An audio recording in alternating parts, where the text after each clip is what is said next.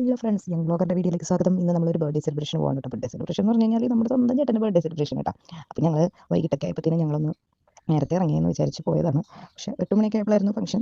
അപ്പോൾ ഞങ്ങൾ ഒന്ന് ഡ്രസ്സൊക്കെ എടുക്കാൻ പോയി. അങ്ങനെ ഞങ്ങൾ തിരിച്ച് വന്നിട്ടാണ് കേക്ക് കട്ടിങ് കാര്യങ്ങളൊക്കെ ഉണ്ടായിരുന്നു. ഞങ്ങൾ ഇന്നപ്പോഴത്തേനും ലൈറ്റും കാര്യങ്ങളൊക്കെ സെറ്റ് ചെയ്ത് കാണട്ടോ. അപ്പോൾ കേക്കൊക്കെ മുറിക്കാനുള്ള ഒരു ത്രില്ലിലാണ്. കാര്യം പറഞ്ഞു കഴിഞ്ഞാൽ എല്ലാ കൊല്ലവും ബർത്ത്ഡേ വരുമെങ്കിലും ബർത്ത്ഡേ ദിവസം ഒരു സ്പെഷ്യലാണ് ഏതൊരു ബർത്ത്ഡേ കാരണം അല്ലേ. അപ്പോൾ അങ്ങനെ കേക്ക് കട്ട് ചെയ്യാനായിട്ട് എല്ലാവരും വന്നിട്ടാവാമെന്ന് വിചാരിച്ചു. അപ്പോൾ രണ്ടുപേർ വരാനുണ്ടായിരുന്നു. അങ്ങനെ അവർ വന്നിട്ട് നമ്മൾ കേക്ക് കട്ടിങ് ഞങ്ങളുടെ ഒഫീഷ്യൽ വീട്ടിൽ നിന്ന് ഫാമിലി കേക്ക് കട്ടിങ് കഴിഞ്ഞു. അങ്ങനെ ഞങ്ങൾ ബർത്ത്ഡേ സെലിബ്രേഷൻ കഴിഞ്ഞിട്ട് കുറച്ച് കഴിഞ്ഞപ്പോൾ തന്നെ ഫ്രണ്ട്സ് വന്നു കേട്ടോ. ഫ്രണ്ട്സിൻ്റെ ഭാഗമായിട്ടുള്ള ഒരു കേക്കായിട്ടാണ് എത്തിയിരിക്കുന്നത്. അടിപൊളിയാണ്. മഴയത്ത് നനഞ്ഞ് നല്ല കുളിച്ച് എല്ലാവരും എത്തിയത് കേട്ടോ. കേക്കിനൊന്നും പറ്റിയിട്ടില്ല. പക്ഷേ ഇവിടെ എത്തിയപ്പോൾ കേക്ക് നൈസായിട്ടൊരു പാറൽ പറ്റി. ഏതായാലും പാറൽ പോലെ ആയിട്ടുണ്ട്. അങ്ങനെ ആ ദിവസവും അതുപോലെ തന്നെ അവർ കേക്ക് മുറിച്ചു. നല്ലൊരു കേക്ക് കട്ടിങ് ആയിരുന്നു. ഫ്രണ്ട്സ് എല്ലാവരും കൂടെ വന്നിട്ട് കേക്ക് കട്ട് ചെയ്യുമ്പോൾ അതിന് വേറൊരു ഫീലാണ്. അങ്ങനെ കേക്ക് കട്ടിങ് കഴിഞ്ഞു. അങ്ങനെ ഞങ്ങൾ ഫോട്ടോഷൂട്ടിൻ്റെ ഭാഗമായിട്ട് നിന്നതല്ല കേട്ടോ.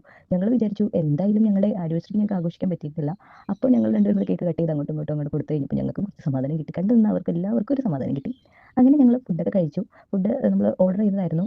ഇത്ര പേർക്ക് ഓർഡറിങ് ഫുഡായിരുന്നു. അപ്പോൾ ബിരിയാണി ആയിരുന്നപ്പോൾ ഞങ്ങൾ അത് ആസ്വദിച്ച് കഴിച്ചു. എല്ലാവരും കഴിച്ചു. അങ്ങനെ ഞങ്ങൾ കുറച്ച് ഇരുന്നു. അപ്പോൾ അനിയനുണ്ടായിരുന്നു. അപ്പോൾ അനിയനായിട്ടുള്ള ഒരു വലിയ കളിയിലായിരുന്നു. ഞങ്ങൾ രണ്ടുപേരും ഭയങ്കര പണ്ടത്തെ കാലത്തെ പോലെ അല്ലല്ലോ.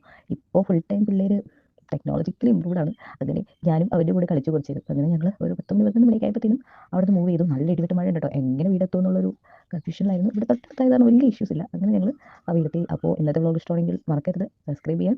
അപ്പോൾ അടുത്ത വ്ളോഗുമായി വരുന്നവരെ ബൈ.